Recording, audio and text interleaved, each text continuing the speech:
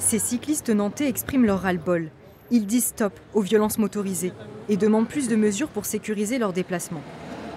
Ce camion, il n'hésite pas à se garer sur la piste cyclable, alors qu'il devrait, puisque c'est un véhicule, rester sur la chaussée. Et ça, c'est plus possible. Ils dénoncent le manque d'attention à l'agression physique, les vitesses excessives, mais aussi des dépassements rasants ou alors des queues de poisson, des refus de priorité. La plupart du temps, c'est involontaire, mais bon, les gens ne font pas attention, donc ils devraient s'interroger sur la façon de conduire. Mais il arrive que ces menaces ou ces intimidations soient volontaires. Et ça pèse sur le moral. Du côté des conducteurs de véhicules motorisés, il y a aussi des choses à redire.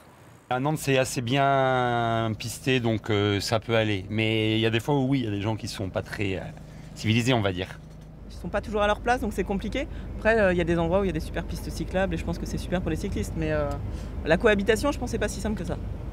La ville de Nantes tente de s'adapter au mieux pour prévoir des aménagements afin de fluidifier et de sécuriser la circulation. On est dans une période de transition, on a des infrastructures qui sont calibrées sur des taux de fréquentation inférieurs à ce qu'on connaît aujourd'hui. Donc l'objectif de la ville et de la métropole, c'est de développer des nouvelles infrastructures qui seront plus capacitaires, qui seront surtout plus sécurisées, qui seront bien séparées du flux des véhicules motorisés et des espaces piétons. C'est dans l'intérêt de tout le monde.